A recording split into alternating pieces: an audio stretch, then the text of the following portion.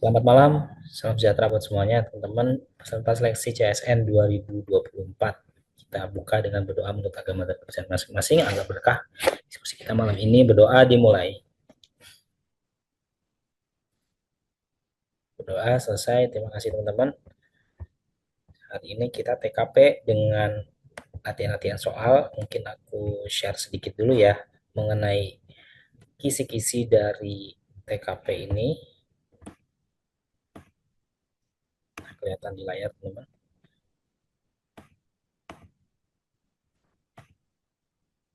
Ya ternyata fitur fitur pollingnya belum bisa digunakan ya seperti ini.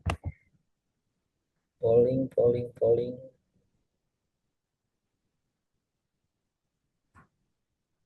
Ya belum bisa digunakan teman-teman ya, nggak masalah ya. Di dalam TKP ini ada 6 kisi-kisi.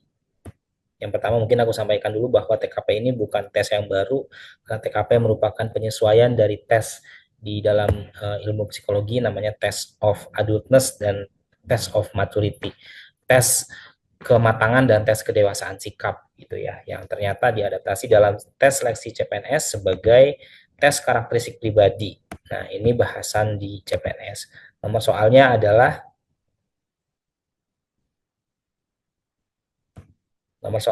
nomor 66 sampai dengan 110 soal, jumlah soalnya 45 dengan range soal 1 sampai 5. Nah, kita dituntut untuk menjawab jawaban yang paling sempurna berdasarkan kisi-kisi yang sudah disajikan. Nah, ini masih banyak yang baru bergabung, teman-teman ya. Aku agak ke distract sebenarnya. Tapi nggak masalah nih, sambil kita lihat kisi-kisinya. Ada pelayanan publik, mampu menampilkan perilaku keramah tamahan dalam bekerja yang efektif agar bisa memenuhi kebutuhan dan kepuasan orang lain sesuai dengan tugas dan wewenang yang dimiliki. Semua ASN bertugas dalam pelayanan publik ya, meskipun dia tidak tidak secara langsung bertemu dengan masyarakat, tetapi kebijakan-kebijakan yang dia buat pasti berpengaruh terhadap masyarakat, dalam hal ini publik. Jadi pelayanan publik ini aspek yang paling penting di dalam tupoksi seorang ASN. Yang kedua, jejaring kerja. Jaring-jaring kerja adalah mereka-mereka yang ada di lingkungan kerja kita, baik atasan kita maupun teman sebaya kita, teman rekan kerja ya, yang selevel maupun dengan bawahan kita. Nah, apa deskripsi yang ditujuannya?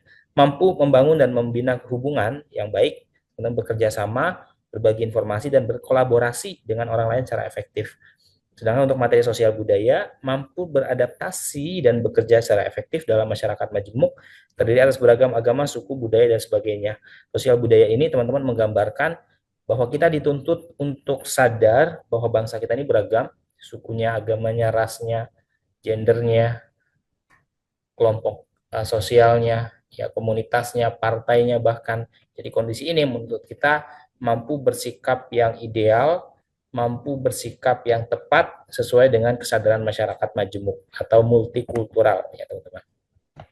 Nomor 4, teknologi informasi dan komunikasi, mampu memanfaatkan teknologi informasi secara efektif untuk meningkatkan kinerja. Semua bidang pekerjaan saat ini sudah beralih menjadi teknologi informasi dalam pekerjaannya ya, namanya otomatisasi atau digitalisasi itu. Semua lembaga, semua instansi pemerintahan sudah menerapkan ini gitu ya. Misalnya puskesmas atau rumah sakit, kita harus daftar CKN gitu ya untuk antriannya dan sebagainya. Semua sudah terdigitalisasi. Kemudian yang kelima, profesionalisme, mampu melaksanakan tugas dan fungsi sesuai dengan tuntutan jabatan gitu ya. Yang keenam, anti radikal, mampu menjaring informasi dari individu tentang pengetahuan terhadap anti radikalisme, kecenderungan bersikap dan bertindak saat menanggapi stimulus dengan beberapa alternatif situasi. Selain topik tadi, teman-teman, materi yang lain bisa dijadikan dasar dalam mempersiapkan diri di tes PKP ini. Di antaranya adalah integritas diri. Integritas diri, teman-teman ya, integritas itu artinya kesesuaian antara apa yang diyakini, diucapkan, dan dia perbuat. Namanya integritas tuh, konsisten, komitmen terhadap apa yang dia ucapkan. Ketiga, semangat berprestasi. Keempat, kreativitas dan inovasi. Kelima, kemampuan beradaptasi terhadap perubahan, teman-teman ya. Tidak ada instansi yang tidak berubah. Perubahan itu hal yang mutlak. Waktu demi waktu, hari demi hari, perubahan itu selalu terjadi. Kalau kita nggak siap berubah, maka kita yang hancur. Maka perubahan itu adalah hal yang penting ya. Adaptasi terhadap perubahan. 5, orientasi pada pelayanan. 6, orientasi pada orang lain.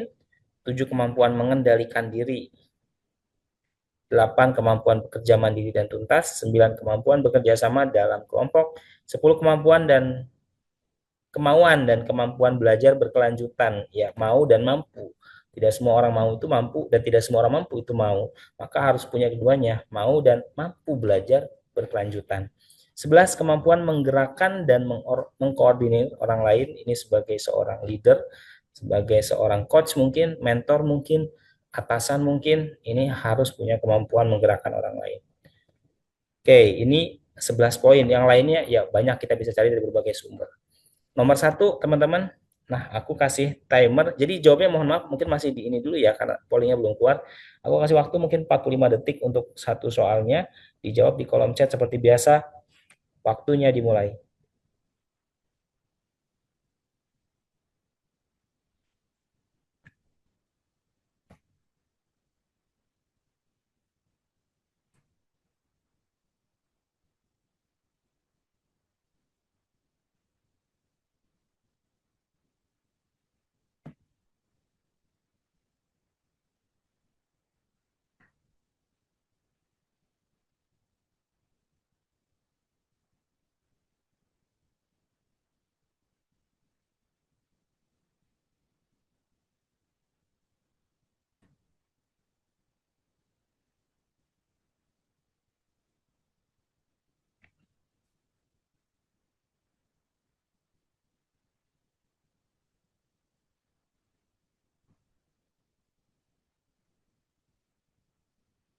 Ya,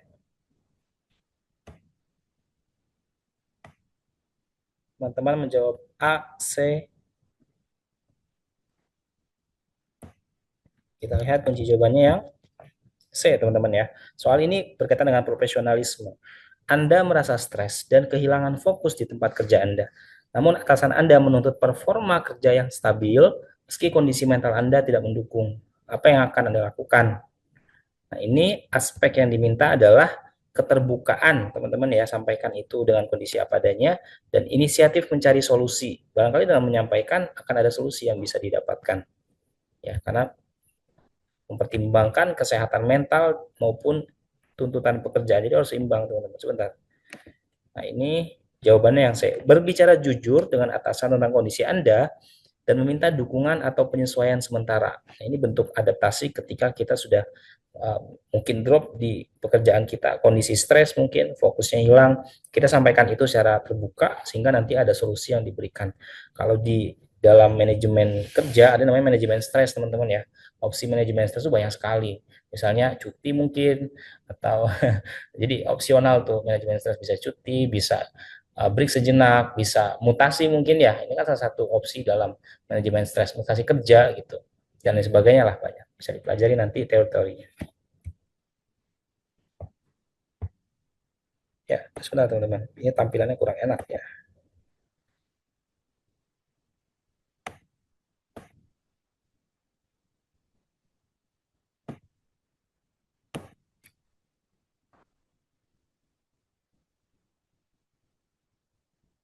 Ya, nomor 67 silakan.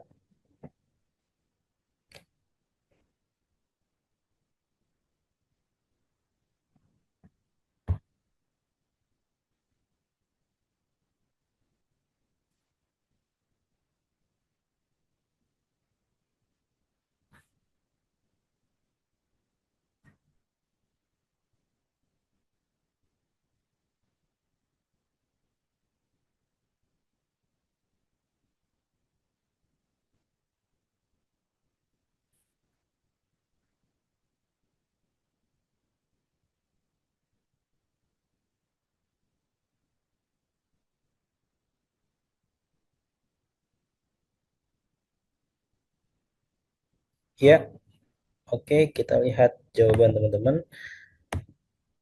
Menjawab di C, kita lihat kuncinya.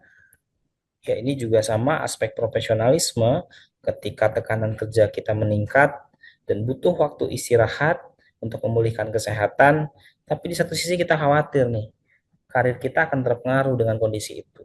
Yang dilakukan apa? Diskusi, teman-teman. Sama rumusnya dengan yang tadi. Adanya aspek transparansi, keterbukaan, bahwa kita dalam kondisi tertentu yang tidak memungkinkan misalnya. Nah, ini nanti dicarikan solusi yang terbaik yang tanpa merugikan karir kita, ya. Menunjukkan inisiatif untuk berkomunikasi secara terbuka dan mencari solusi yang mengakomodasi baik kebutuhan kesehatan pribadi maupun perkembangan karir. Ini mencerminkan profesionalisme dan kemampuan manajemen karir yang baik. Opsi poin empatnya ada di D, mencari pekerjaan yang baru. Wow, ini agak agak ini juga ya. Mungkin kalau cuma tekanan atau butuh istirahat, ini kan tidak harus dengan mencari pekerjaan baru, banyak opsi-opsi lain.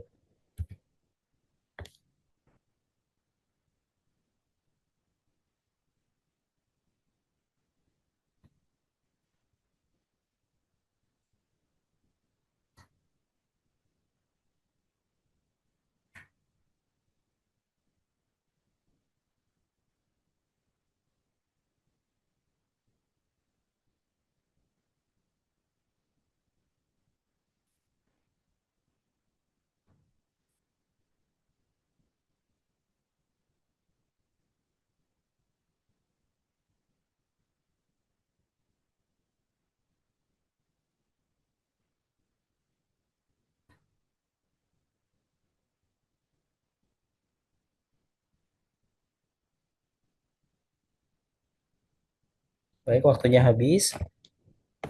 Jawaban teman-teman yaitu C. Kita lihat kuncinya tepat yang C.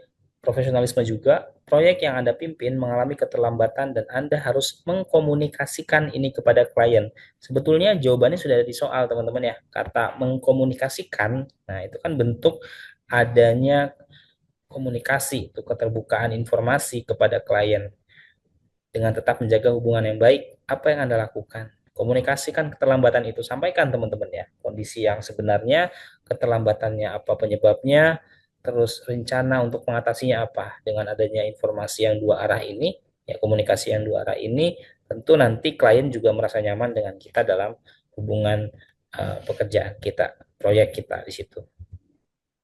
Opsinya lebih tinggi karena menunjukkan transparansi, profesionalisme, dan proaktivitas. Jadi bisa teman-teman upayakan nanti kalau soalnya seperti ini, apalagi tadi ada kata kunci mengkomunikasikan di soal ya, maka pilihlah transparansi sebagai bentuk komunikasi gitu. Profesionalisme tentu saja karena ini bagian dari soal profesionalisme, dan proaktif artinya kita aktif untuk menyampaikan informasi tanpa harus ditanya kenapa proyek terhambat. Nah, ini kan klien nanya ke kita, tetapi kalau kita sampaikan lebih dulu bahwa keterlambatan penyebabnya apa dan cari solusinya atau sampaikan solusinya, ini bentuk bahwa kita bertanggung jawab terhadap, bahwa kita profesional terhadap proyek yang sedang kita handle.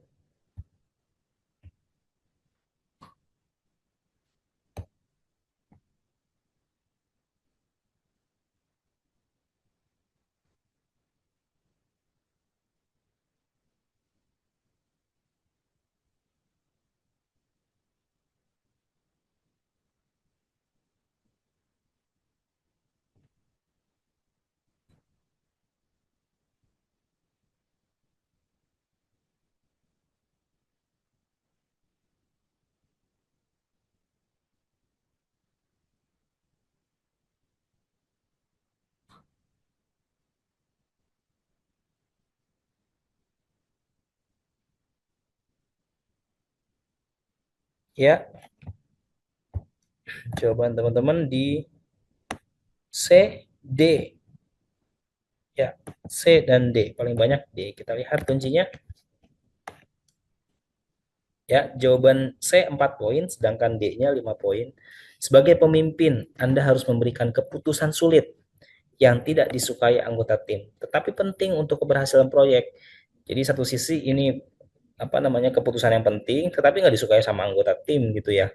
Yang dilakukan adalah ya harus tetap dijelaskan teman-teman karena keputusannya harus diambil. Jelaskan keputusan itu dan apa alasannya kepada tim, lalu meminta dukungan dari mereka. Ya, karena target akhirnya apa? Pasti kebijakan itu harus didukung oleh anggota tim. Maka sampaikan cara baik-baik, alasannya mengapa kebijakan itu diambil, dan minta dukungan atas kebijakan yang sudah dibuat, gitu ya. Kalau C mengadakan voting untuk mengambil keputusan bersama, ini tidak bisa teman-teman ya, karena di awal apa? Anda harus memberikan keputusan sulit di kata kunci pertanyaannya. Jadi yang bikin keputusan ini adalah si pemimpinnya, bukan secara musyawarah atau voting gitu ya teman-teman. Yuk, lanjut. Menunjukkan kepemimpinan yang transparan dan komunikatif. Ini mencerminkan kemampuan untuk mengambil keputusan sulit sambil tetap menghargai dan melibatkan tim.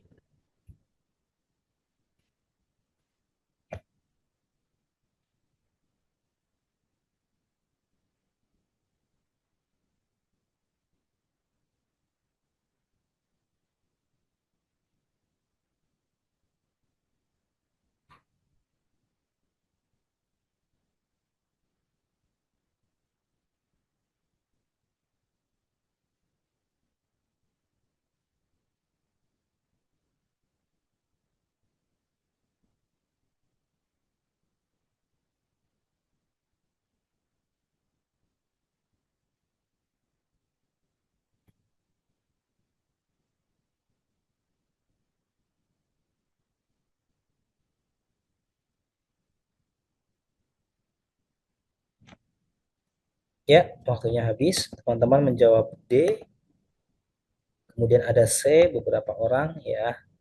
Kita lihat, oh kebanyakan C ya. Kita lihat nih. Jawabannya yang D. Yang C, mohon maaf.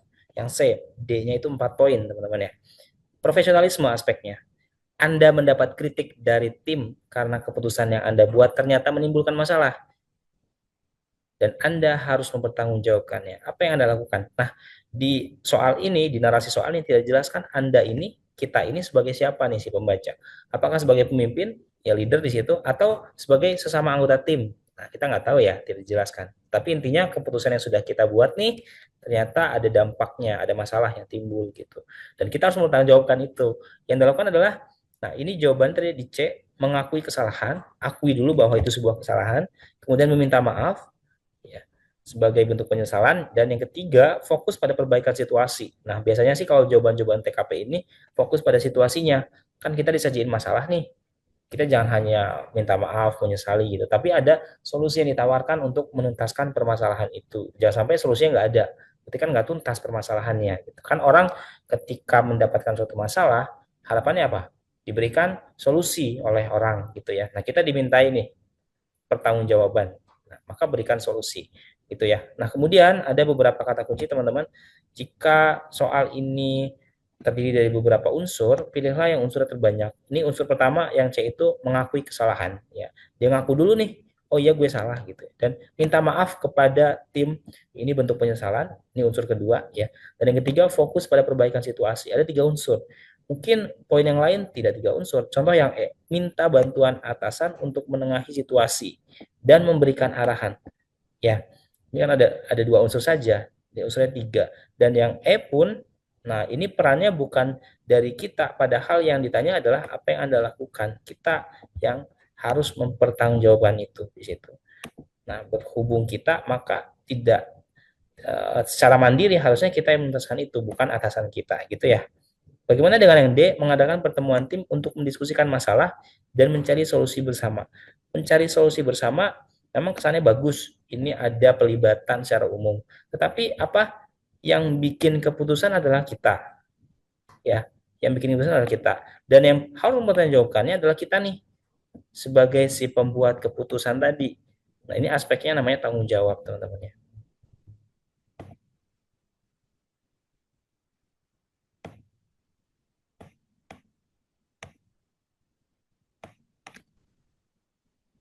Posisinya lebih tinggi karena menunjukkan kepemimpinan yang bertanggung jawab tuh dan berintegritas, integritas tuh dia, tanggung jawab terhadap hasil keputusan yang salah.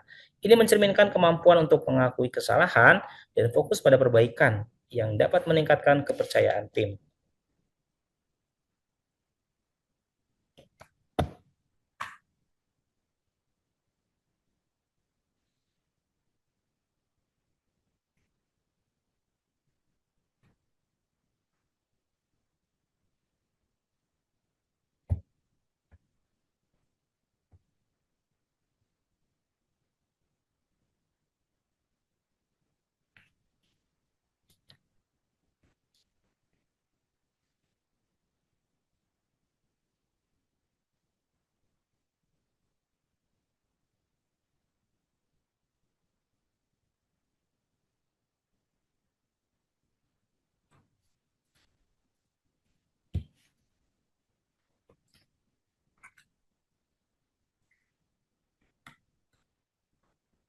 Baik, jawaban teman-teman ada di C,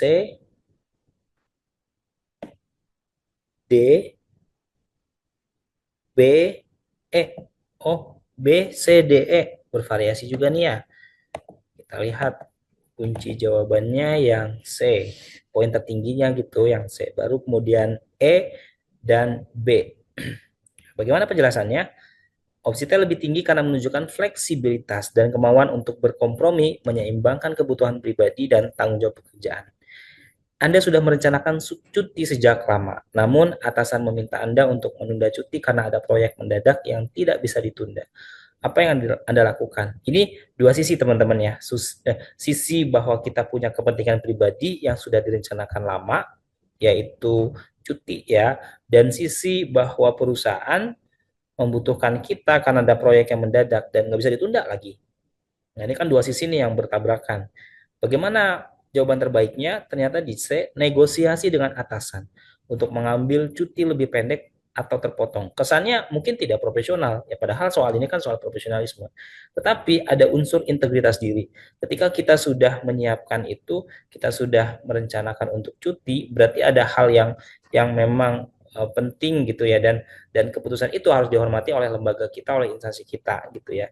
Meskipun di sisi lain, wah tapi kan lu kerja di gue, ini perusahaan gue, ini lembaga gue, kenapa lu nggak ngikutin aturan gue gitu ya.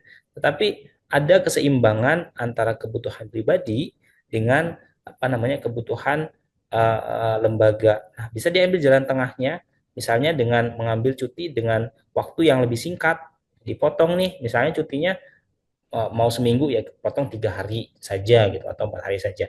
Maka ada jalan tengah win-win solution yang bisa diambil. Pihak individu sebagai karyawan kita mendapatkan hak kita untuk cuti bahkan sudah direncanakan sejak lama, dan pihak lembaga tetap mendapatkan apa namanya profesionalisme kita. Jadi cuti itu barang yang menurut aku sih menjadi hak ya teman-teman, dan menjadi fokus dari hak-hak karyawan yang harus ditunaikan oleh lembaga, oleh instansi gitu. Kemudian ada unsur fleksibilitas, ya fleksibel nih, nggak selalu bahwa ketika lembaga minta A kita terus-terusan nurut A gitu, karena lembaga dan kita ada hak dan kewajiban yang sama-sama harus dipenuhi gitu. Haknya ditunaikan, kewajibannya ditunaikan, haknya bisa diterima gitu ya. Saya ulang, kewajibannya ditunaikan, haknya diterima. Karyawan kewajibannya bekerja terhadap instansi, haknya adalah mendapatkan gaji, mendapatkan cuti. Perusahaan kewajibannya adalah membayar gaji, haknya adalah menuntut pekerjaan, menuntut jasa kerja dari seorang karyawan gitu ya. Jadi sebenarnya kedua-duanya punya hak dan kewajiban, gak melulu karyawan harus punya kewajiban dan tanggung jawab full gitu ya. Full kehidupannya untuk lembaga, untuk instansi. Menurut aku sih enggak, karena ada hak-hak yang juga bisa menjadi apa namanya hal yang dipertimbangkan oleh karyawan sebagai bentuk apa namanya haknya dia terhadap si lembaga. Jadi nggak semuanya kita harus ngikut gitu ya. Nah, teman-teman boleh nih ada yang mau komentar? Boleh. Iya, kenapa bukan B? Baik, coba.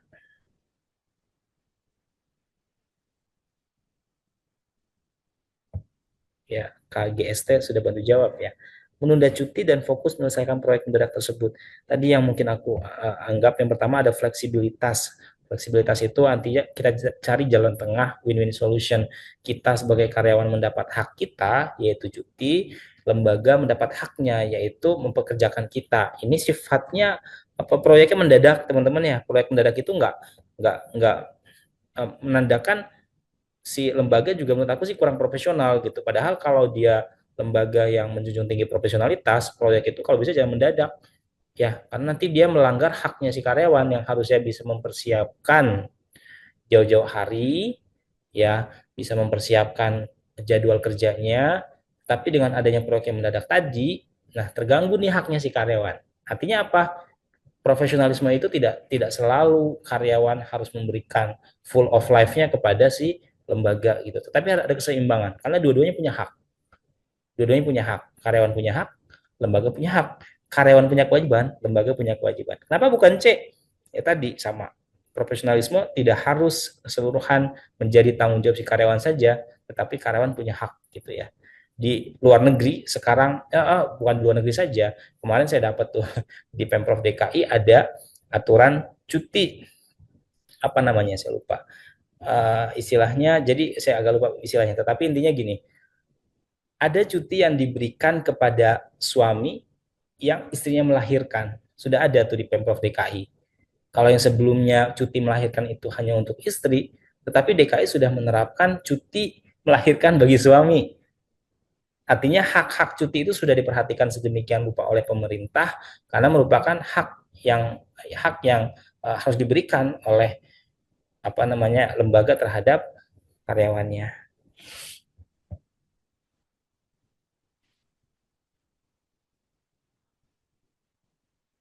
Namanya cuti parental, seingat saya cuti parental, cuti hak orang tua ya kalau nggak salah ya teman-teman. Edarannya baru kemarin keluar. Silakan teman-teman. Kak, saya mau nanya. Izin pakai ini aja Kak, chat Kak. Atau kalau yang agak panjang dikit nanti di akhir kali ya. Sorry, bukannya aku memotong, biar nanti tidak saling tumpuk saja. Ini ya Kak. Boleh di chat dulu ya Kak, nanti kalau kayak kurang jelas baru di keep untuk di akhir pembahasannya. Ini mohon izin biar kita lebih tertib saja. Kak Wahyu Novi bertanya, Kak, bagaimana kalau proyeknya dilakukan secepatnya dan dalam waktu singkat? Ya, memang kita nggak tahu bahwa lembaga itu akan melakukan proyek-proyek apa gitu. Tapi idealnya sebagaimana kita kan nggak boleh ngajuin cuti mendadak, bener, teman-teman ya. Ada nggak karyawan yang mengajukan cuti mendadak terus di ACC? Oh, marah itu atasannya. Lembaga juga idealnya jangan memberikan proyek mendadak. Apalagi kalau lembaga pemerintahan tuh, dia sudah punya rencana program tahunan, di mana setiap bulan sudah kelihatan tuh, bahkan dalam setahun itu sudah kelihatan, Januari, Februari, Maret mau ngapain dalam setahun itu. Nah, tapi insidental ketika terjadi masalah program proyek yang mendadak, nah ini kan butuh butuh effort lebih nih bagi karyawan. Yang ngalah siapa? Karyawan. Ya, akhirnya dituntut dengan kata apa namanya istilah istilah yang jadi senjata bagi lembaga apa? Profesionalisme gitu. Ini kan kata yang sering dipakai. Lu harus profesional, ini lembaga butuh lu dan lu harus hadir di sana gitu. Meskipun ini sifatnya mendadak. Nah, idealnya perusahaan nggak seperti itu. Idealnya lembaga nggak seperti itu. Dia menyiapkan program itu dengan baik, step by step, program by program, sehingga dalam pelaksanaannya tidak ada yang bersifat mendadak tadi. Karena akan ada hak yang terambil yaitu hak karyawan. Misalnya karyawan yang sudah mengajukan cuti, kemudian wah gara-gara proyek yang mendadak dan sifatnya penting lagi, yang kadang karyawan tuh nggak bisa nolak gitu ya. Serba salah sebagai karyawan. Gitu. Jadi masing-masing punya hak dan kewajiban sebagaimana karyawan yang nggak boleh bagaimana karyawan yang nggak boleh mengajukan cuti mendadak, sebaiknya lembaga juga jangan mengajukan program yang mendadak, proyek yang mendadak, karena nanti ada yang dikorbankan. Selalu seperti itu ya. Idealnya ya kak, kita bicara ideal gitu. Meskipun dalam kenyataannya proyek mendadak itu ya apa sih di Indonesia yang nggak mendadak gitu. Semua sudah mendadak gitu. Kak, kalau itu kan udah cuti yang sudah lama direncanakan. Kalau misalnya bahas proyek di hari libur, gimana menyikapinya? Sebenarnya kalau TKP ini agak agak apa namanya insidental ya, kadang-kadang narasinya mirip satu dengan yang lain. Tetapi kalau dituntut untuk profesional, ya utamakan pilih pilih jawaban yang menunjukkan kita profesional. Tetapi dalam kasus ini agak berbeda teman-teman. Ada berbeda, apa bedanya? Kita sudah merencanakan cuti sejak lama. Artinya ada hak yang ingin kita ambil sebagaimana kita karyawan yang punya hak itu gitu. Jadi ketika kita mau ambil itu ternyata agak terhalangi dengan adanya proyek yang mendadak. Nah, win-win solutionnya apa? Bukan kita korbankan cuti kita seluruhnya, bukan juga kita, apa namanya si perusahaan berkorban dengan cara nggak melibatkan kita di proyek tersebut, tetapi dicari jalan tengah gitu ya. Jadi nggak kanan nggak kiri tapi tengah-tengah. Namanya win-win solution kak.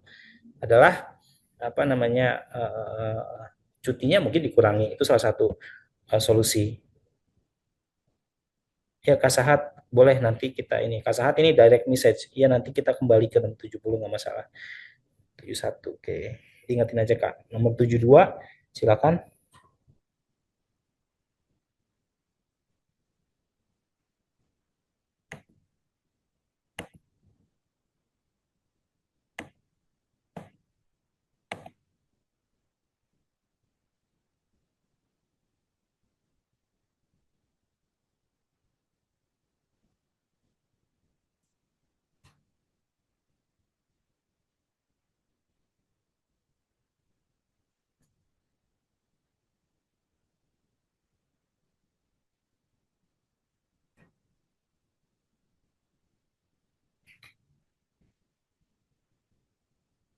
Ya, teman-teman, ini jawabannya rumusnya hampir sama dengan yang tadi ya.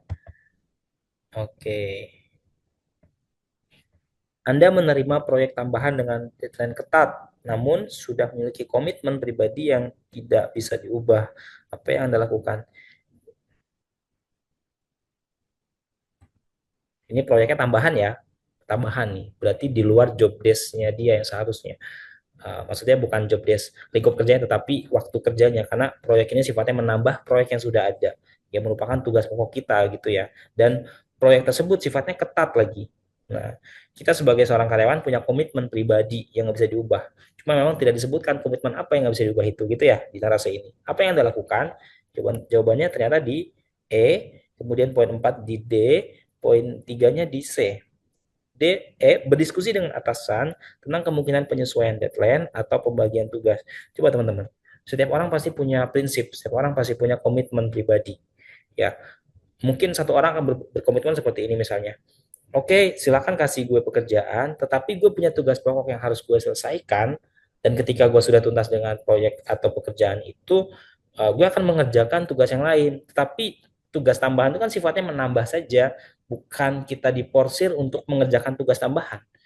Betul? Kan banyak kita di pekerjaan kita nih, saking apa namanya sifat dari pekerjaan itu sering ditambah-tambahin, job desk sering tambahin. Kadang kita lupa tugas pokok kita nih, tugas pokoknya simpel, sederhana. Tugas tambahannya yang lebih ribet.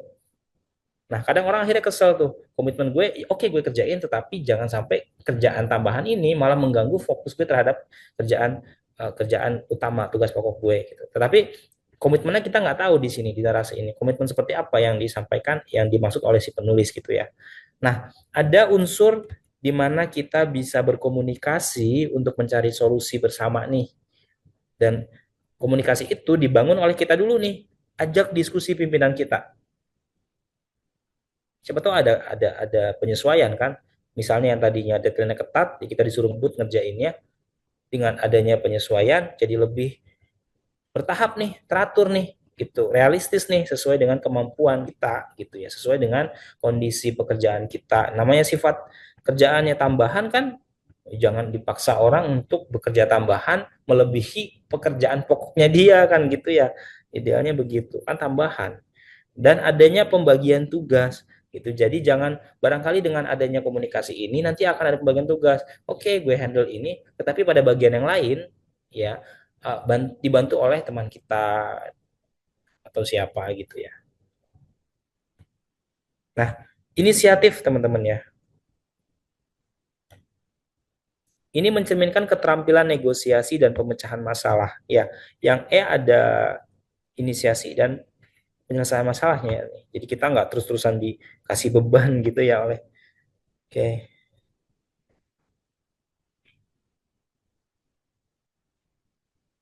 Kak Bojan, kalau soal tentang profesionalisme dan kita sebagai bawahan harus selalu diskusi ya dengan atasan.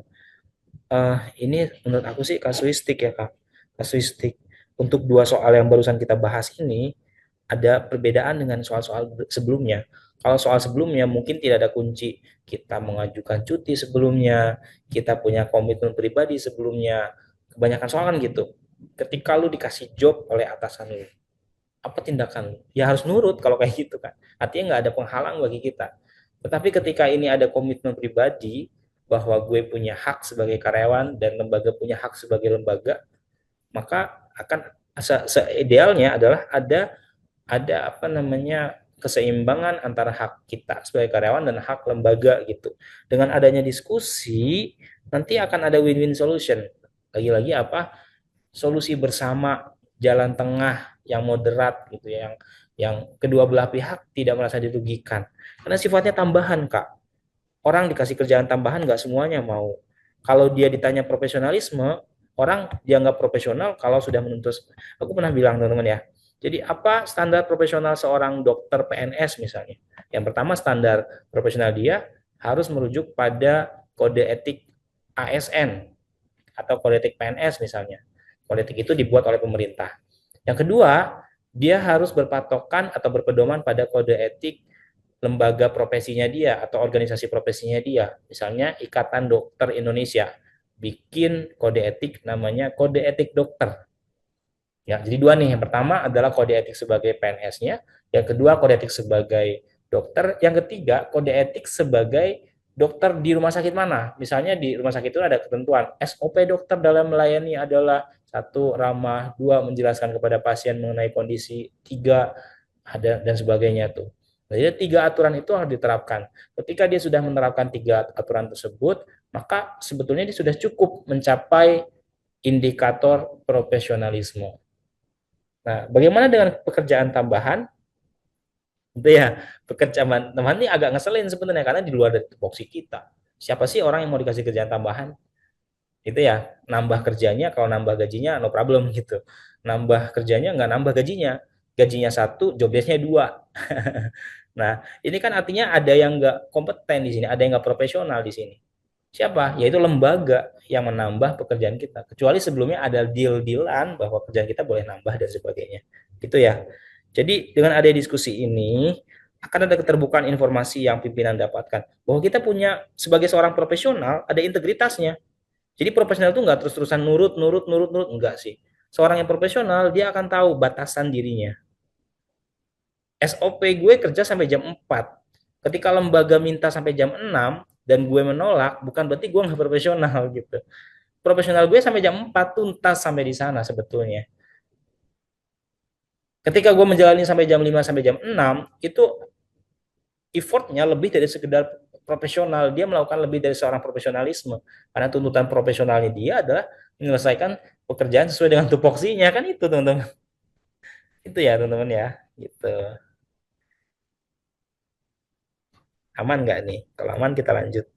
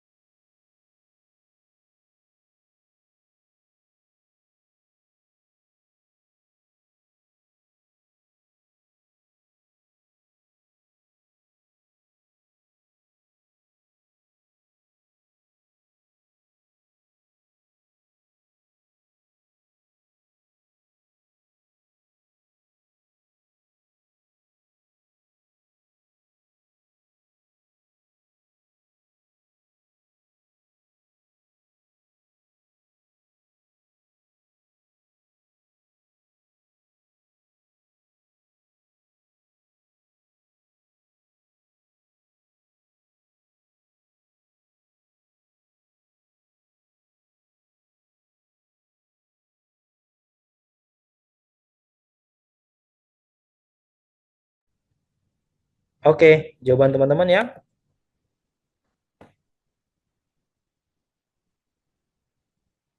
DAE kita lihat.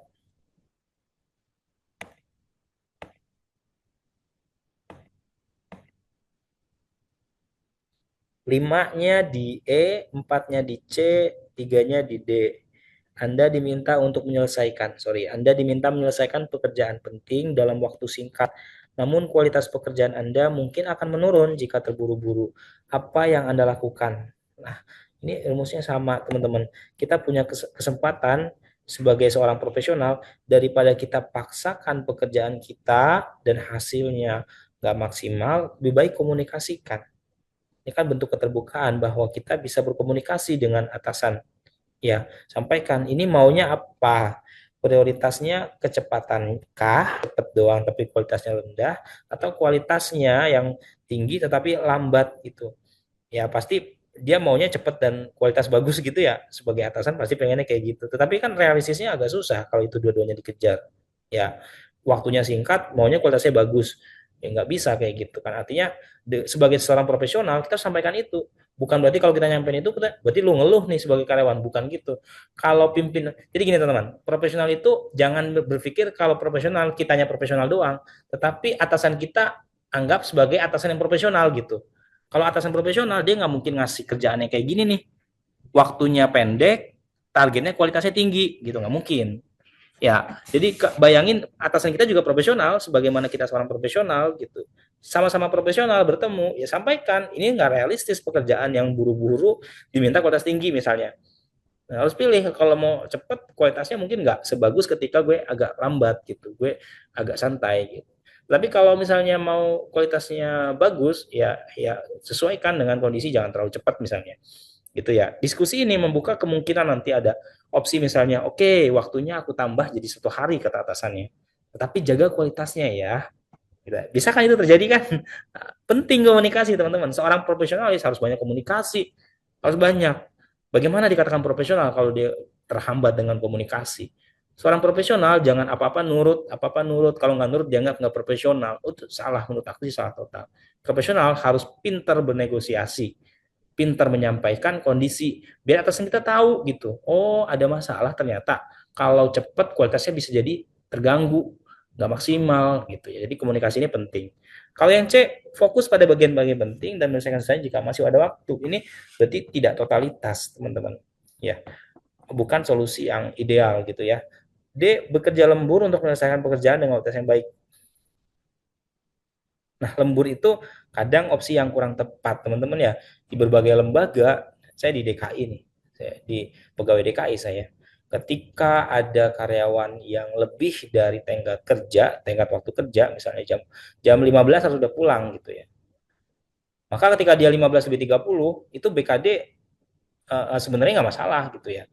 Karena absensi ditutup ternyata jam 18. Ketika ada yang lembur, itu malah dipertanyakan tuh, dan absensi ditutup jam 16, ya sorry, jam 18 gitu ya, meskipun pulang pertama kali jam 15 waktu boleh pulangnya, tetapi absen dikasih maksimal jam 18. Kalau ada orang kerja sampai jam 19 sampai jam 20, malah dipertanyakan sama Badan Kepegawaian Daerah. Kenapa dipertanyakan? Lalu ngapain aja seharian sampai kerjaan lu nggak tuntas dan harus dikerjakan pada malam hari? Berarti ada masalah di situ tuh, ada masalah manajemen waktu di situ gitu ya. Kenapa ada pekerjaan yang dikerjakan sampai malam gitu. Bahkan ada salah satu atasan ya, orang dinas pendidikan, aku kerja di sekolah teman-teman ya, aku ngajar gitu. Orang dinas marah-marah, ngapain sampai lembur, ngapain pulang sampai jam 17, jam 5 sore, padahal tuntaskan kerjaan hari itu. Kalau nggak tuntas berarti manajemen waktumu yang salah gitu kan. Jadi dengan adanya diskusi yang baik, maka nanti solusi-solusi bisa ditemukan gitu ya. Sama, ini rumusnya masih sama.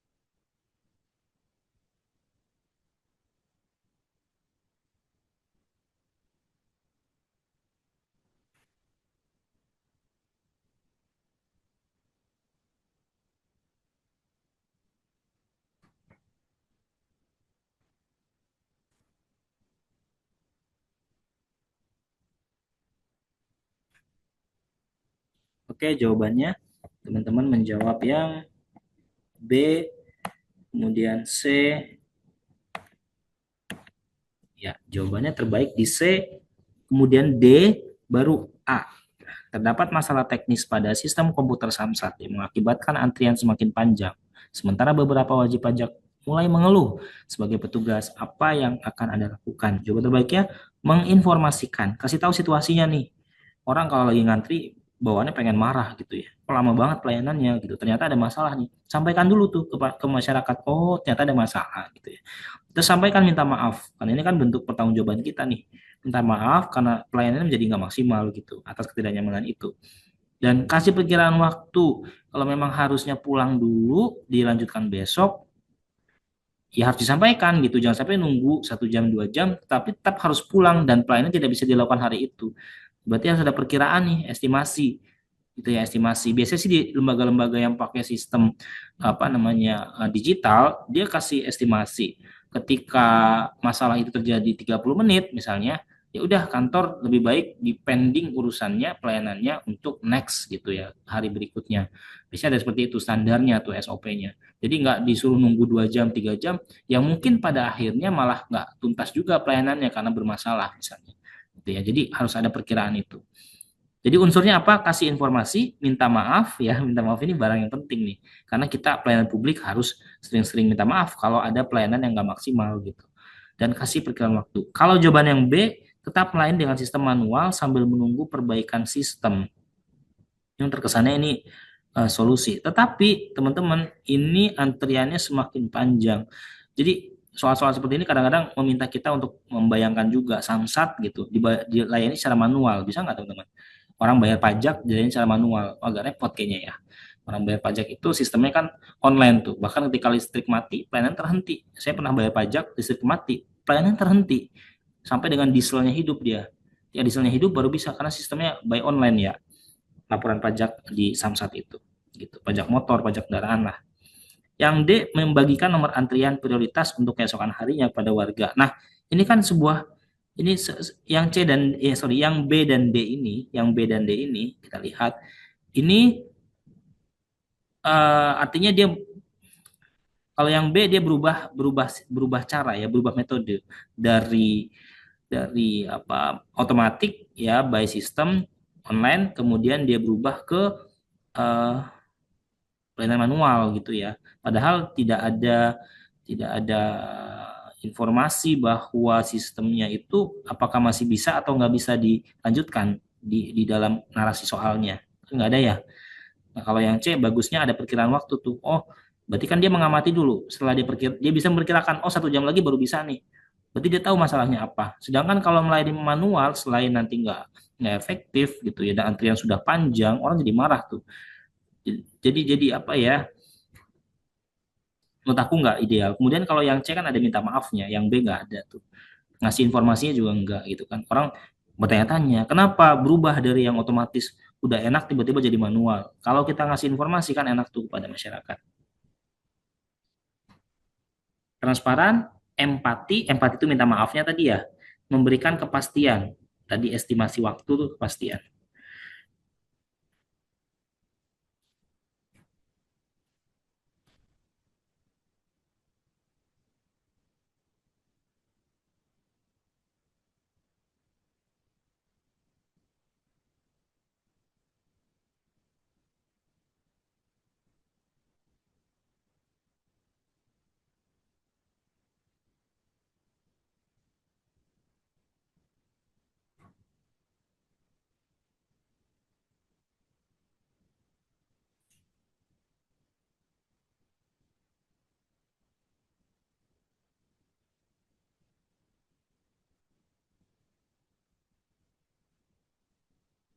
Oke teman-teman, ada istilah triase. Ada yang bisa kasih definisi triase? Yang B itu triase artinya apa teman-teman? Yang jurusan kesehatan maybe bisa jelaskan kepada yang lain.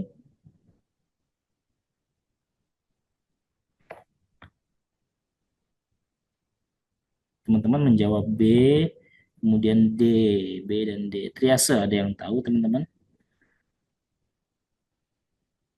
Istilah di bidang kesehatan ya. Triase itu kalau nggak salah nih, kalau nggak salah ya. Jadi dia memilah tuh, memilah antara kondisi pasien yang parah atau sedang atau nggak parah gitu kali ya. Ya pemilahan, sip, triase, pemilahan gitu ya. Benar Kak Arci, nebak aja sih. Memilah tuh di awal pada saat masuk UGD, IGD, sorry, instalasi gawat darurat kan dipilah tuh. Ya, nanti dikelompokkan, nanti ada pengelompokan anak-anak ya, di sebelah mana, terus tingkat keparahan gitu ya. Nah, ketika ada pasien datang di gawat darurat, ruang IGD-nya penuh. Jadi harus nunggu tuh. Bagaimana menyikapinya? Jawabannya ternyata di B. Melakukan triasi cepat, di pemilahan. Berdasarkan mungkin kondisi kedaruratan yang kali tadi Kak, siapa tuh? Daruratnya seperti apa kondisi daruratnya gitu. Kan ada darurat yang banget, ya misalnya korban kecelakaan yang penanganannya harus misalnya ada apa namanya pendarahan dan sebagainya, ini kan harus ekstra cepat tuh. Kemudian memberikan pertolongan pertama yang diperlukan gitu. Jadi pertolongan pertama ini yang paling penting ya, apalagi di kesehatan tuh. Kalau orang mengalami suatu gejala, pertolongan pertama yang paling menentukan gitu ya. Dan mengatur tempat sementara sambil menunggu ruang kosong. Bikin tempat sementara dulu. Kalau kita geser-geser orang yang ada di dalam IGD ya repot teman-teman ya waktunya. Kemudian khawatir nanti pelayanan jadi nggak maksimal. Bikin tempat sementara ya. diatur di lorong kah misalnya, pas pas COVID kemarin kan orang sampai di lorong-lorong tuh ngisi-ngisi tempat itu karena memang sudah tidak layak waktu itu ya. Tapi pasti ada triase dulu tuh. Yang tadi teman-teman jawab B dan D kalau nggak salah ya. Menghubungi supervisor untuk meminta solusi penanganan pasien gawat darurat dalam situasi IGD penuh. Ya, tapi tetap aja nanti solusinya ya itu juga yang B juga harus pertolongan pertama dulu, ngatur tempat gitu ya. Solusinya lagi-lagi yang B gitu ya. Meskipun supervisor yang memberikan solusi itu. Kalau dipindahin rumah sakit kayaknya nggak mungkin, teman-teman ya. Tindakan cepat dan profesional dalam menangani pasien gawat darurat sambil tetap mempertimbangkan keterbatasan fasilitas. Nah, itu masalahnya. Keterbatasan fasilitas. 76.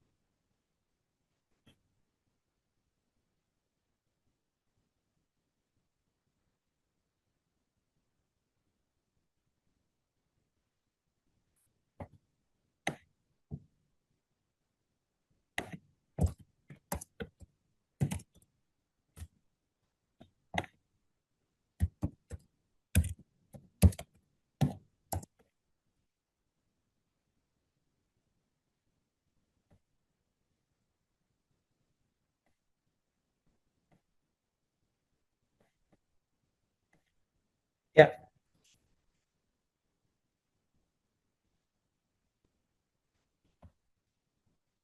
jawaban teman-teman C. Opsinya kita lihat kunci jawabannya yang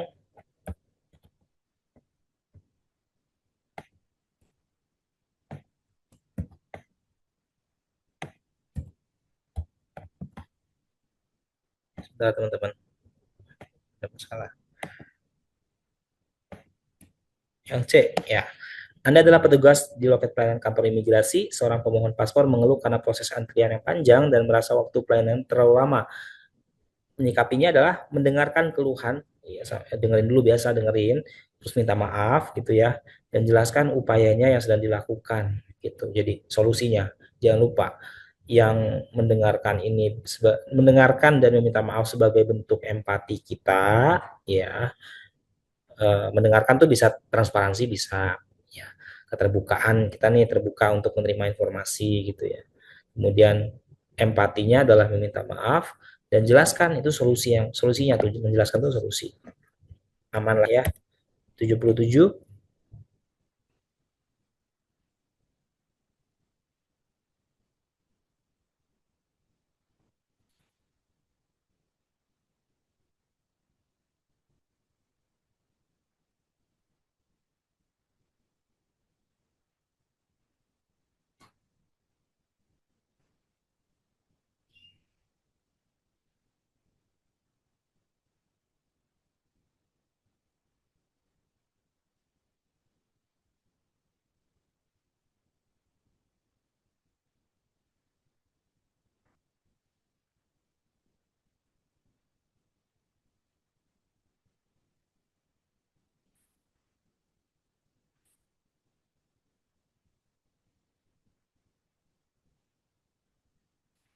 Ya, jawaban teman-teman yang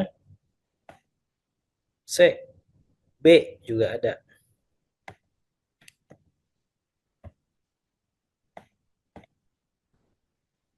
Ya, C dan B poinnya tinggi, tapi C lebih tinggi 5 poin. Anda adalah petugas penagihan pajak, Anda menghadapi wajib pajak yang marah karena mendapat denda keterlambatan pembayar pajak. Ya wajar kena denda, orang terlambat bayarnya gitu ya.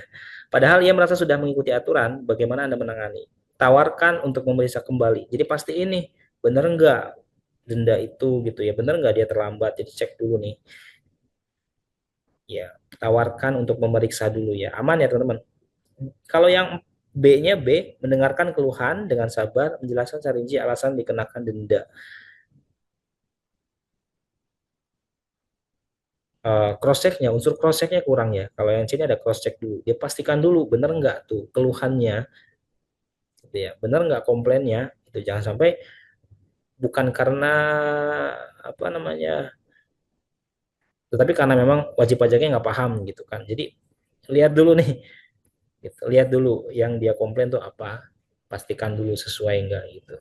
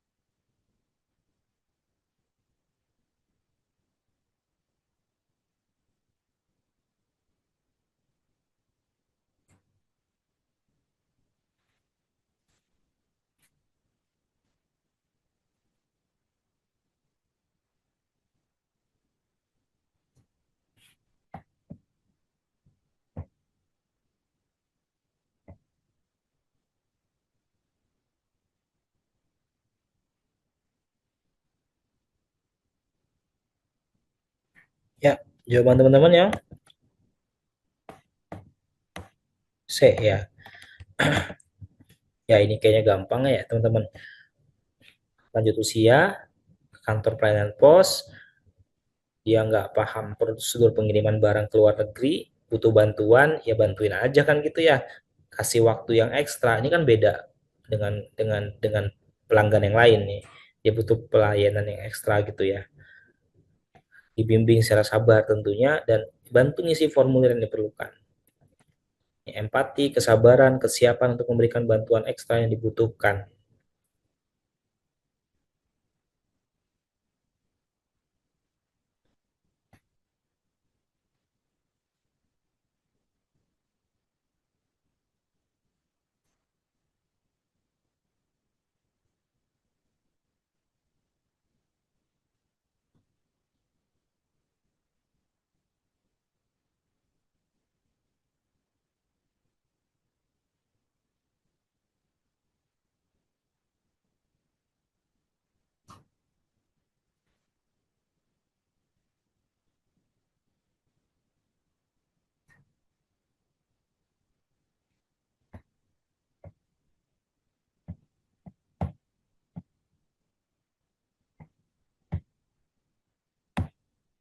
Ya, jawaban teman-teman B. Oh, ada A juga. Kita lihat. Anda, petugas kantor Dinsos, seorang penerima bansos protes karena bantuan diterimanya lebih sedikit dari biasanya dan ia menuntut penjelasan dari Anda. Bagaimana Anda menangani situasi ini? B. Memeriksa data penerima. Periksa dulu, teman-teman ya. Ini namanya fungsi check and recheck nih. Saling ngecek nih. Dan jelaskan alasan perubahan jumlah bantuan. Gitu. Kalau yang A kayaknya kurang ya teman-teman ya. Yang C mengarahkan penerima bantuan untuk mendapatkan penjelasan lebih lanjut. Ke atasan Anda, loh kan kita petugasnya teman-teman ya. Yang C kurang tepat nih. Kita kan petugasnya yang memberikan pelayanan. Profesionalisme dong.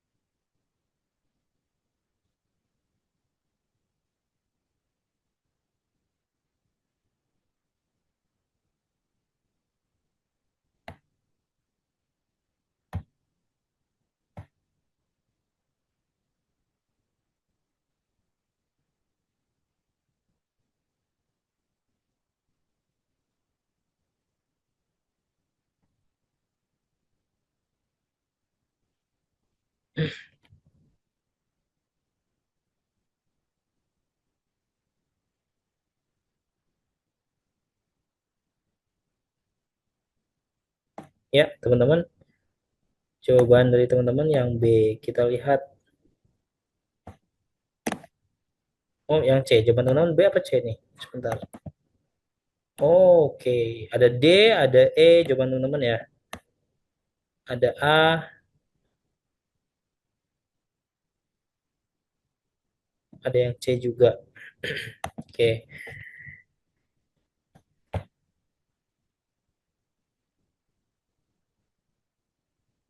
Nah, ini kita petugas petugas dinas sosial, lansia datang kesulitan secara ekonomi datang untuk mendaftarkan diri pada bantuan. Oh, sebentar, sebentar, teman. Sebentar.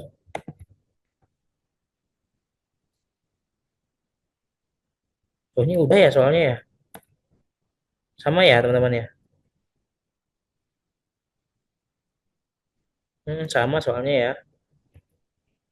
Nah, ini yang sekarang nih. Bener nggak? Tadi aku ada double soal ya.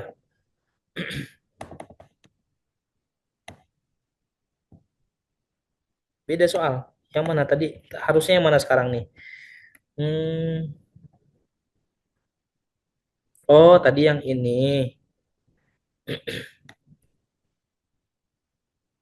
Yang kantor pos ya. Sekarang yang ini. Sorry kepencet. Nah, ini udah tadi ya. Meriksa data dulu. Pastikan bahwa ada nggak kesalahannya di sana. Nomor 80. Anda adalah, oh ini nggak ada nomornya, jadi saya bingung tadi. Anda adalah petugas pendaftaran di dinas sosial. Seorang lansia yang kesulitan secara ekonomi datang untuk mendaftarkan diri pada program bantuan. Namun ia tidak memiliki semua dokumen yang diperlukan. Bagaimana Anda menangani situasi ini? Ya, bantu lansia mengisi formulir yang ada dan memberikan daftar dokumen yang masih diperlukan. Jadi tetap dibantuin teman-teman ya, lansia. Kak, Karena ya, soalnya bukan yang ini, Kak. bagaimana? Soalnya bukan yang ini, Kak, penjelasannya. Tadi yang ini, bukan yang ini ya. Maaf Oh, mas, soalnya bukan yang itu mas. beda bebek dan kuda. 79 ini udah. Oke, yang ini oh pantesan. Oke, Anda adalah petugas distribusi bantuan dinas sosial. Seorang warga miskin datang untuk minta bantuan pangan, namun stok bantuan telah habis. Bagaimana Anda memberikan solusi?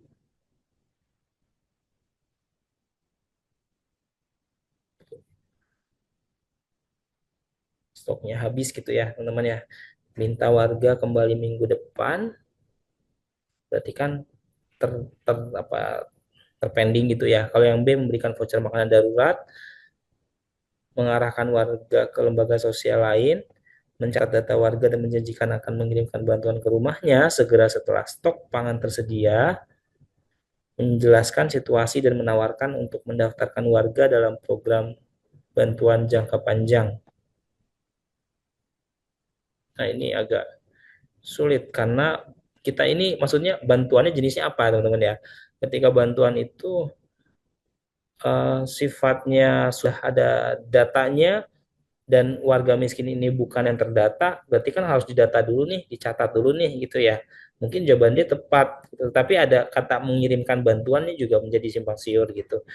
Nah, kalau ada voucher makanan darurat ya nggak masalah gitu ya. Karena lagi tapi nggak ada keterangan apa namanya lagi lapar gitu ya, sehingga nggak harus kasih makanan darurat kecuali pangan gitu ya. Ini menurut aku sih tetap harus ketika ini narasinya kurang kurang pas teman-teman ya, kurang sempurna nih narasinya. Jadi bantuan sosial ini dalam bentuk apa? Apakah diberikan kepada yang sudah terdata atau yang belum? Kalau sudah kepada yang terdata, berarti kan yang belum terdata memang nggak kebagian karena memang bukan jatahnya gitu ya. Kalau memang dia mau dapat ya harus didaftarkan sesuai ketentuannya. Di Indonesia ada namanya DTKS, Data Terpadu Kesejahteraan Sosial, itu miliknya dinas sosial tuh. Jadi yang bukan tercatat sebagai DTKS, dia nggak bisa dapat bantuan, mau dia ngemis-ngemis, mau dia teriak-teriak, mau dia histeris, mau kejang-kejang, kalau memang nggak terdata kan nggak bisa juga. Jadi harus terdata dulu. Memang narasinya masih belum sempurna, teman-teman ya. Kita lanjut aja. Yang E kenapa? Yang E, ada yang nanya nih. Menjelaskan situasi dan menawarkan untuk mendaftarkan warga dalam, ya bisa juga nih. Ya, tadi masalahnya apa? Sorry. Ini bantuannya sifatnya kayak gimana? Kalau memang semua yang datang bisa, semua orang miskin datang bisa kita kasih, berarti kasih penjelasan gitu. Biar nanti dikasih pada lain waktu yang mungkin tepat. Tetapi nggak tahu nih bantuan ini sifatnya yang terdata atau diberikan siapa aja yang mau datang ke. Di Indonesia tuh kalau ada bantuan, ya yang kaya pun jadi miskin tiba-tiba tuh dia datang ke sana tuh.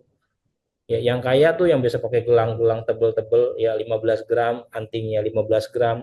Kalau ada bantuan dilepas anting gelangnya lari dia, lari buru-buru dia. Itu ya. Jadi ini repotnya. Makanya narasinya harus sempurna supaya kita tahu bantuan ini diberikan kepada yang sudah terdata atau belum terdata ya. Teman-teman yang bisa dipahami kali ya. Apa warga miskin sudah terdaftar di TKS? Betul, narasinya nggak detail ya. Ya aku juga susah ngejelasinnya kalau narasinya begini ya. Oke, lanjut. Anda adalah petugas pendaftaran dinas sosial, seorang lansia yang kesulitan secara ekonomi datang mendaftarkan diri pada keluarga bantuan. Tadi udah. Oke, kok nah udah nih skip aja deh soalnya tadi kita skip ya. Narasinya kurang pas. 81, Anda adalah seorang petugas pendaftaran. Silakan.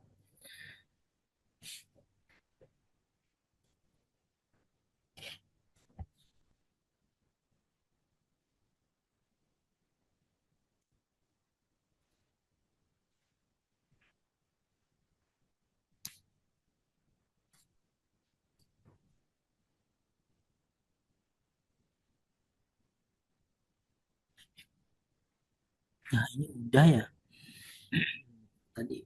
Nah, ini Jo. Oke. Ini yang tadi kayaknya deh. Iya nih yang tadi nih. Mm-mm.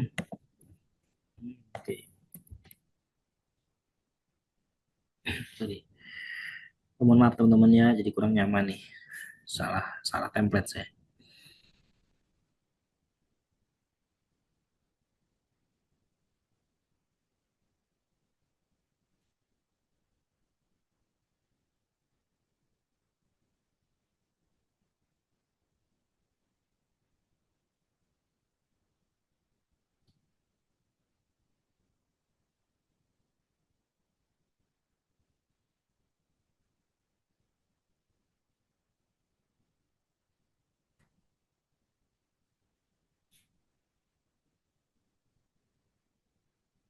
Ya, sudah jawaban teman-teman yang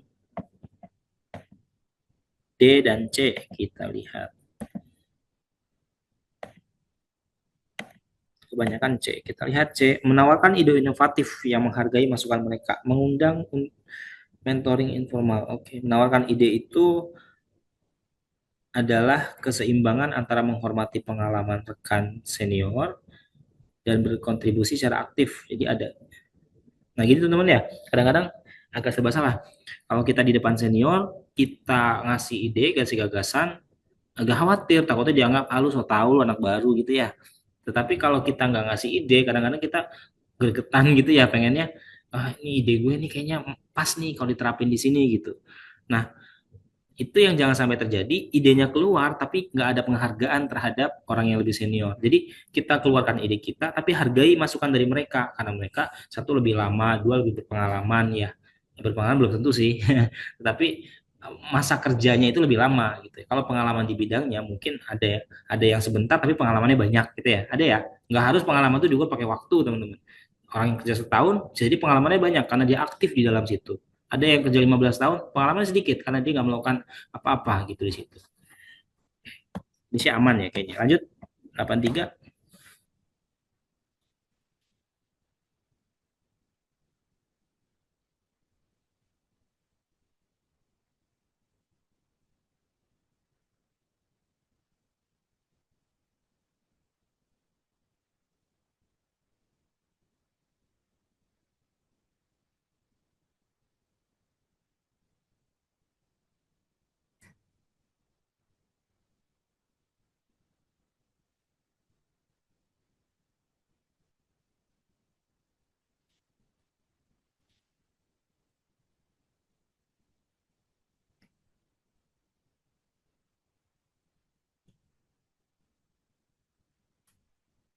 Oke, sudah jawaban teman-teman yang menjawab B. Oh, B semua nih. Oh, ada yang C. Ya, saat terlibat dalam proyek antar instansi, Anda perlu memastikan semua pihak terlibat memahami peran dan tanggung jawab masing-masing, sehingga kerjasama berjalan lancar. Apa yang Anda lakukan? Kata kuncinya, Anda perlu memastikan semua pihak terlibat dan memahami peran dan tanggung jawab masing-masingnya. Ini peran gue, ini tanggung jawab gue, sedangkan lo, ini peran dan tanggung jawab lo. Itu bisa dilakukan kalau kita yang C, bikin pembagian tugas dan tanggung jawab. Ya, setiap tahapan proyek, ini lo kerjaan gue di tahap ini, yang lo itu selesai di tahap ini, next tahap berikutnya, ini tanggung jawab gue, itu tanggung jawab lo gitu ya. Bertahap terus sampai tuntas proyek ini. Nah, sudah tidak relevan lagi kalau yang B, teman-teman, yang bagian mengadakan pertemuan bersama untuk membahas ruang lingkup proyek. Ruang lingkup itu cakupan proyek. Ya, cakupan itu ya siapa yang bertugas di sana, siapa yang punya peran tanggung jawab masing-masing gitu. Tetapi ada kata yang kurang tepatnya adalah dan harapan dari setiap instansi gitu ya. Harapan. Harapan gitu ya. Kalau sudah kalimatnya perlu memastikan semua terlibat, berarti sudah. Jadi teman-teman, kalau kita mau kerjasama antar instansi, pasti yang di awal di depan banget nih ada obrolan ya, di mana masing-masing menyampaikan harapannya. Gue gabung di proyek ini karena harapan gue apa? Lo gabung di proyek itu karena harapan lo apa? Ketika itu sudah terjadi kesepakatan, tinggal eksekusi proyek. Nah, nanti di situ tuh kalimat yang kedua nih, Anda perlu memastikan semua pihak terlibat memahami peran dan tanggung jawab. Nah, kalau sudah sepakatan itu, gua tanggung jawabnya apa, lu tanggung jawabnya apa, gitu ya. Nah, itu akan terlihat kalau nanti ada bagan yang menjelaskan ini tugas dan tanggung jawab gua, dan itu tanggung jawab dan tugas lu, gitu sih. 84.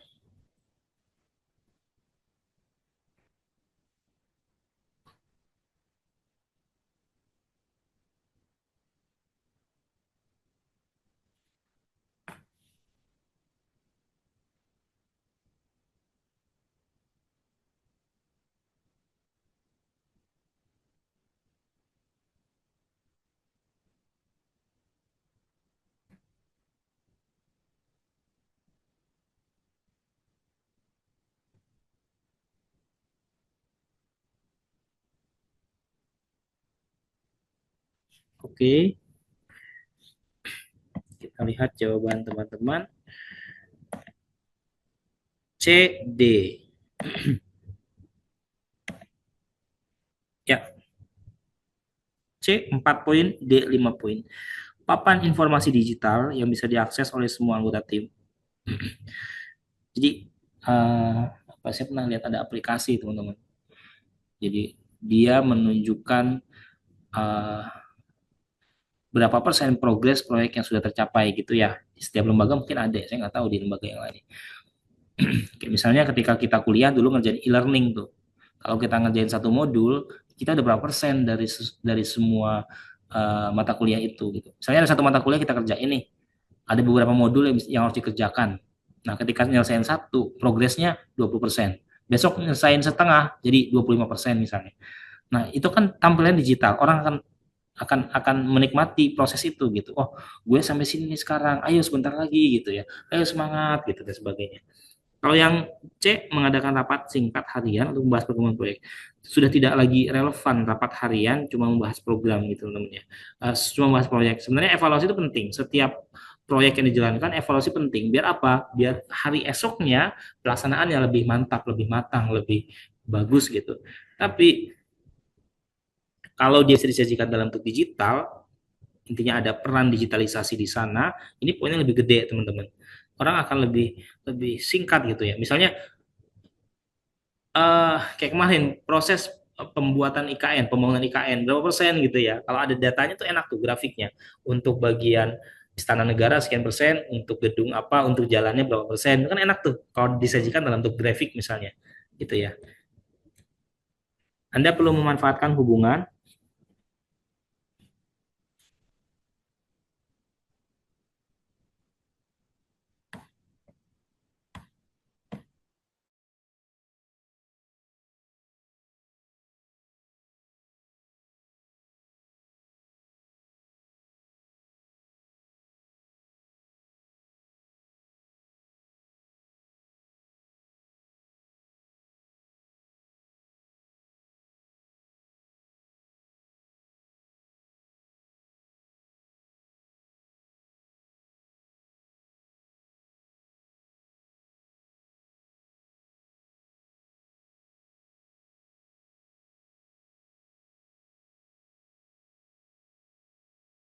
Ya, sudah teman-teman.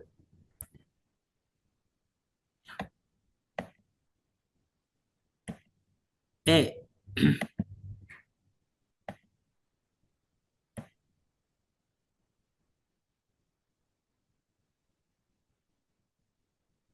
yakin ya semua nih? Iya, nih. Oh, thank you yang udah ngasih contoh nih, Kak Valentino.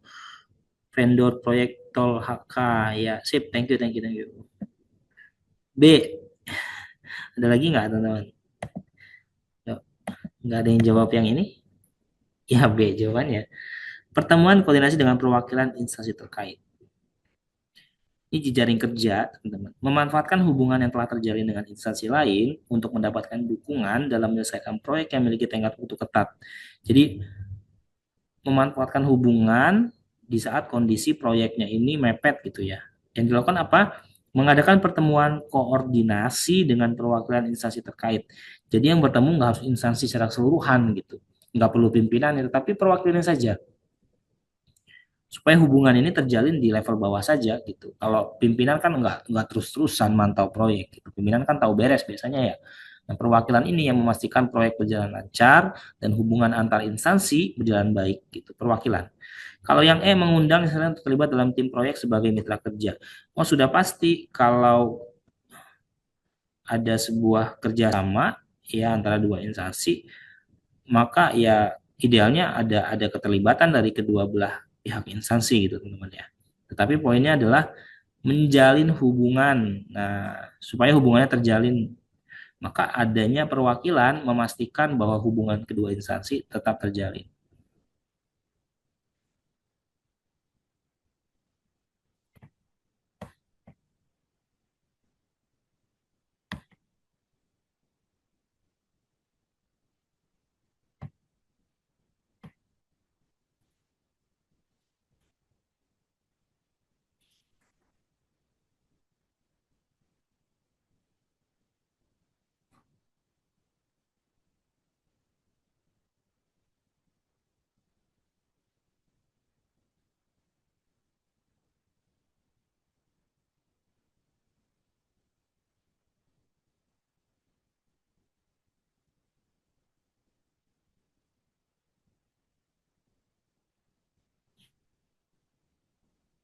Oke, sudah.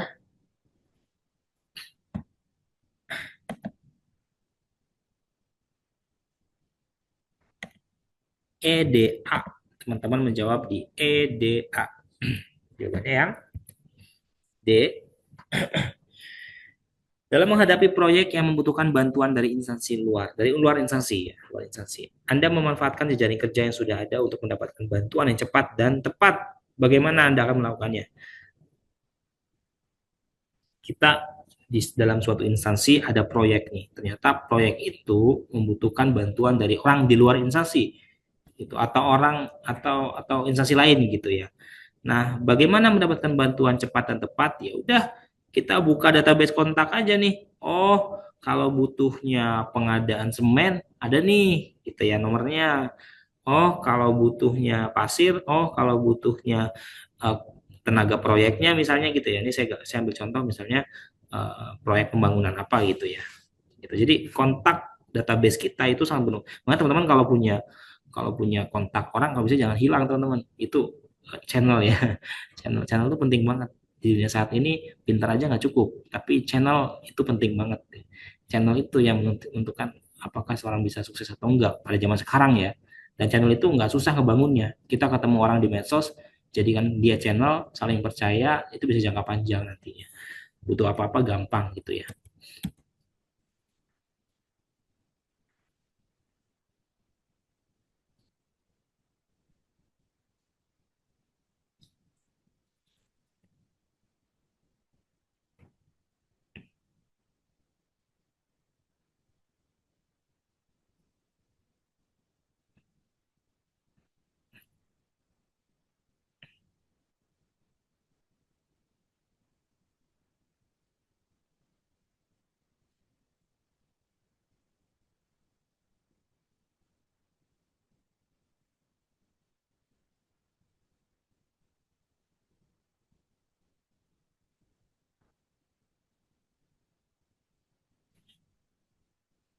Ya, A, B, jawaban teman-teman A dan B. Ya, memang yang C, D, E kontras ya, kayaknya bukan gitu. A, B, benar, 4 dan 5. Nah, kata kuncinya apa? Anda harus membangun kepercayaan dengan selalu memenuhi janji dan menyelesaikan tugas sesuai tenggat waktu. Sekali lagi, ini masalah yang solusinya adalah komunikasi, kemajuan tugas, gitu ya. Saya mencontoh gitu, teman. Saya satu tim dengan si A misalnya. Ya, saya harus ngebangun kepercayaan si A supaya saya memiliki kepercayaan dari si A bahwa saya orang yang memenuhi janji dan menyelesaikan tugas sesuai dengan tenggat waktu. Anggaplah saya pernah berjanji ke teman-teman satu tim saya, gue bakal kelarin proyek ini, bagian ini, ya proyek di bagian ini bakal gue kelarin dalam waktu 1 minggu. Bagaimana orang bisa percaya dengan omongan gue?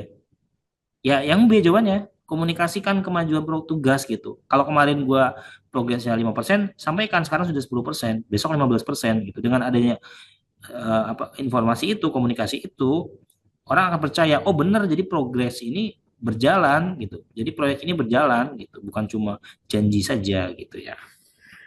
Membuat daftar prioritas tugas dan memastikan semuanya sesuai waktu. Membuat daftar prioritas itu di awal, tetapi membangun kepercayaan orang, dibuktikan. Orang Indonesia itu nggak akan percaya kalau nggak lihat, kalau nggak dengar, kalau nggak meraba, kalau nggak maksudnya nggak menyentuh barangnya gitu ya. Kalau nggak melihat langsung wujud apa yang dijanjikan, nggak bisa percaya gitu. Ketika memimpin, silakan.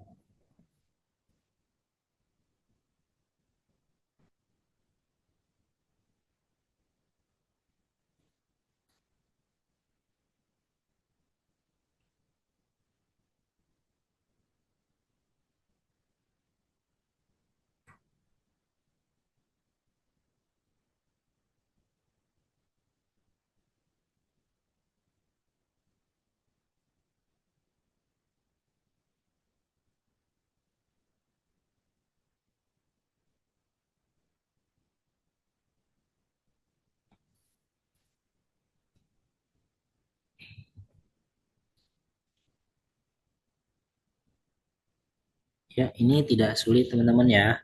Intinya apa? Anda perlu menunjukkan transparansi. Ini kan transparansi itu kan nanti keterbukaan dan konsisten dalam keputusan.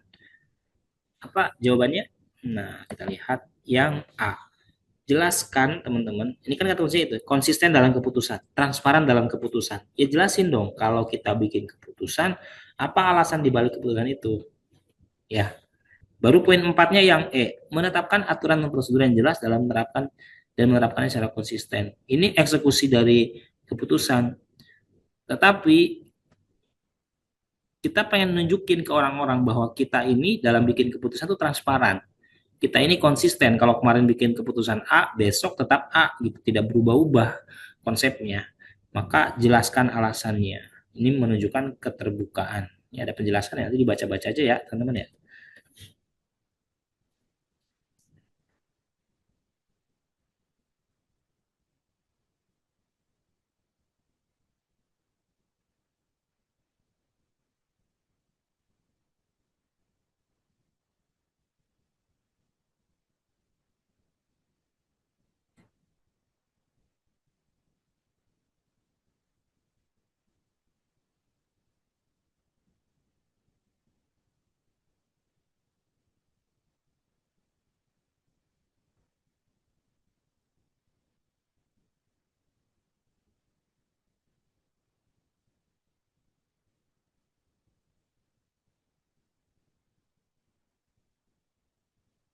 Ya,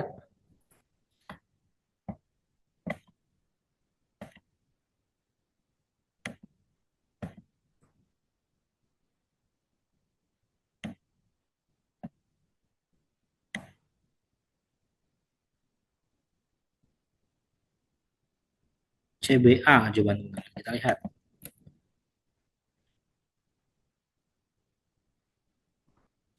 B ya teman-teman nih. Anda harus menjaga integritas dan selalu terbuka dengan informasi. Jawabannya B, menyampaikan fakta dengan jujur dan transparan. Ya, menyampaikan fakta dengan jujur itu kan integritas, teman-teman. Transparan itu kan terbuka. Jadi soalnya itu sudah memberikan jawaban di soal itu ya. Anda harus menjaga integritas dan terbuka gitu. Meskipun menghadapi situasi yang tidak ideal.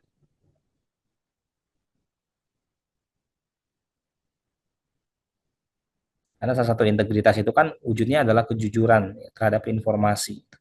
Jujur. Kenapa bukan akurat yang A? Kalau dia jujur otomatis akurat, teman-teman ya. Kalau dia jujur maka informasinya pasti akurat. Gitu. Tepat waktu apakah menjamin transparansi keterbukaan? Belum tentu. Tapi yang B lebih besar karena ada transparan tuh. Kata kuncinya adalah integritas dan terbuka di soal ya. Menjaga integritas dan terbuka itu dijawab dengan fakta yang jujur sebagai bentuk integritas dan transparansi sebagai bentuk keterbukaan. Kata kuncinya ada sih di soal tuh. Kalau yang D gimana, Kak? Kalau yang mana Kak? Yang D. Yang D. D. Domba ya, memberikan laporan kemajuan proyek secara rutin termasuk tantangan yang dihadapi. Memberikan laporan proyek secara rutin. Nah, Yang dia nggak integritasnya masuk apa akal nih? deh. Itu dia bisa di markup harganya. Oke, yang D itu tidak menunjukkan sisi integritas ya. Integritasnya. Kemudian keterbukaannya apa tuh? Keterbukaannya mungkin informasi secara rutin ya. Gitu. Tetapi apakah secara rutin itu transparan? Bisa jadi secara rutin tetapi informasinya nggak transparan, nggak terbuka, nggak apa adanya, nggak sesuai dengan kondisi. Maka dibutuhkan selain informasi yang rutin, tetapi informasinya jujur tuh sebagai bentuk integritasnya. Kalau rutin doang tapi nggak jujur, cuma.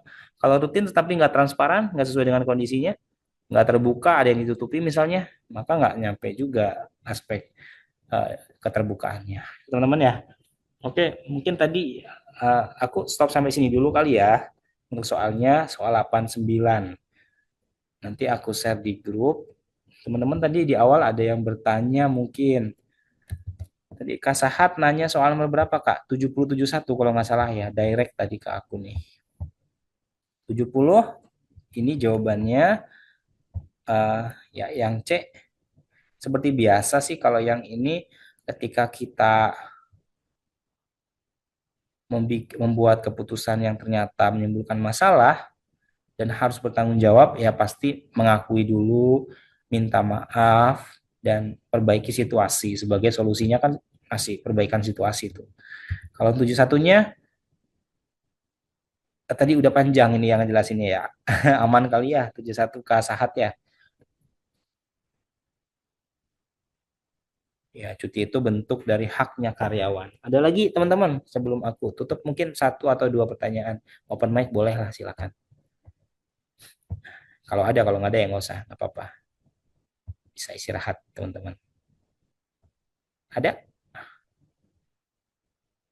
5, 4, 3, 2, 1. Closing teman-teman.